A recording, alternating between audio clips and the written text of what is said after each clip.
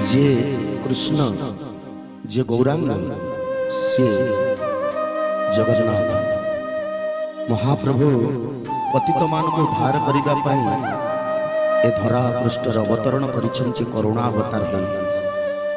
तो भक्त निवेदन करुछि प्रभु हे मणिमा सबु समय रे तमे पतित मान केवल उद्धार करिछ, तमे ही केवल उद्धार करिछ, तमे ही केवल उद्धार करिछ।